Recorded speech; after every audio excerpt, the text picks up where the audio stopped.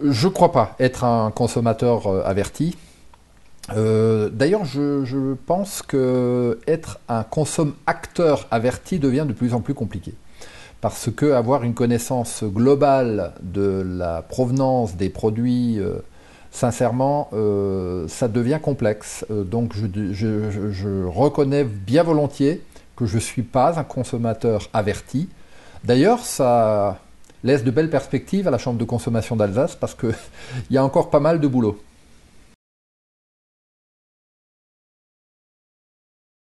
Alors mon rapport avec les nouvelles technologies, bon, Internet évidemment j'utilise, j'allais dire tous les jours, à des fins professionnelles. Sur le plan privé, j'utilise aussi pour faire des recherches, mais c'est plutôt, j'allais dire, utilitaire. Euh, Facebook, je suis beaucoup plus réservé, notamment par rapport à sa dimension que je qualifierais voyeuriste, exhibitionniste. Moi, j'éprouve pas le besoin de dire sur Facebook ce que j'ai fait hier, avant-hier, et donc je ne suis pas sur Facebook, j'ai pas de page ni de compte. Mais en même temps, je comprends très bien qu'il y ait des tas de gens qui aient envie de partager. Voilà, c'est pas mon cas. Concernant Twitter, alors Twitter, je ne suis pas un grand spécialiste. Si je suis bien informé, je crois qu'il s'agit effectivement de synthétiser en quelques mots ou en quelques signes. Et je lui reconnais au moins cette vertu, c'est d'être obligé de synthétiser et d'aller à l'essentiel en peu de mots. Ça, c'est un exercice, j'allais dire, un exercice que je trouve sympathique. Par contre, j'éprouve, moi, pour le moment en tous les cas, pas le besoin de tweeter, parce que voilà, j'ai pas besoin de dire à tout le monde, voilà, il s'est passé quelque chose hier, voilà ce que pense Marcel Chaya. Franchement, non, pour l'instant, je ne tweete pas.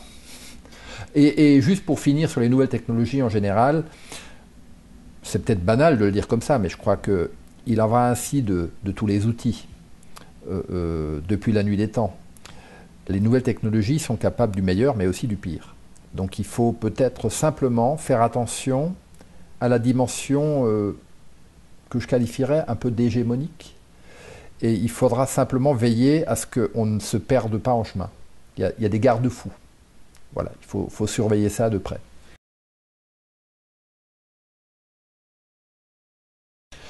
Rarement, très rarement, sauf peut-être pour des produits introuvables en France.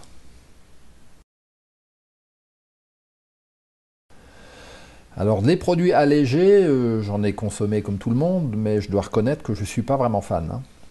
En général, je trouve qu'ils ont moins de goût que d'autres, à de rares exceptions près. Je consomme des produits bio, même si parfois je m'interroge sur le label bio, puisqu'on a effectivement régulièrement des critiques là-dessus. Mais oui, j'en consomme régulièrement.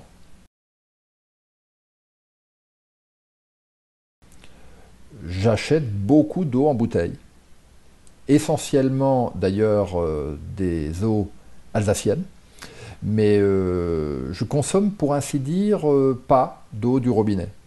Voilà, notamment parce que j'habite un secteur où l'eau est très calcaire. Oui, je suis très très préoccupé par les questions liées à l'environnement et à la planète qu'on va laisser aux générations futures. Et à ce titre-là, je pense qu'il y a vraiment de bonnes raisons d'être inquiet. Quand on voit aujourd'hui ce qui se passe sur la façade atlantique avec les intempéries, quand on voit tout ce que l'océan ramène sur le rivage, franchement, c'est pas joli joli. Et à ce titre-là, j'ai envie de dire, on pourrait s'inspirer un petit peu de ce que font les Allemands. Ce sont des petites choses, mais je ne sais pas ce qu'on attend pour, j'allais dire, emboîter le pas. Quand vous allez dans un commerce en Allemagne, certains produits, vous pouvez les acheter sans leur emballage. Je pense au tube de dentifrice pour prendre une illustration concrète. Qu'est-ce qu'on attend pour faire ça chez nous? Quand vous sortez d'un magasin en France, vous avez des tonnes d'emballages dont un certain nombre ne servent franchement pas à grand-chose et qui ensuite viennent embouteiller nos poubelles, nos usines d'incinération et j'en passe. Voilà, donc à ce titre-là, je pense que nous pourrions tous faire des efforts à notre niveau pour contribuer à cela. En tout cas, j'essaye vraiment de faire ça dans ma vie quotidienne.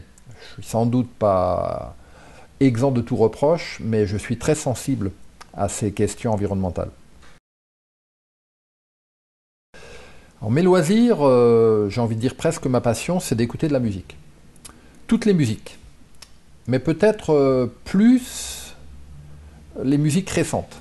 Voilà, je suis très branché sur les créations. Quand j'entends des critiques, aujourd'hui, la musique d'aujourd'hui est moins bien que la musique d'hier, je ne partage pas du tout. Je trouve qu'il y a des très belles créations dans tout un tas de domaines. Et à côté de ça, je fais du sport aussi. Un peu de badminton, un peu de ski, voilà.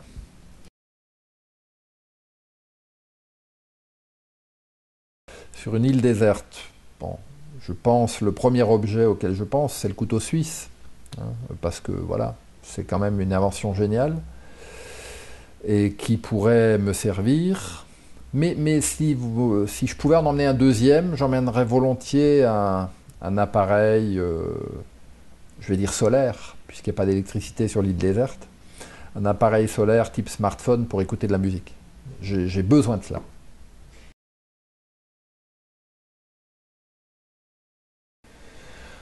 En arrivant, en arrivant chez Dieu, je lui dirais sans doute, maintenant que vous m'avez embauché, c'est un CDD ou un CDI?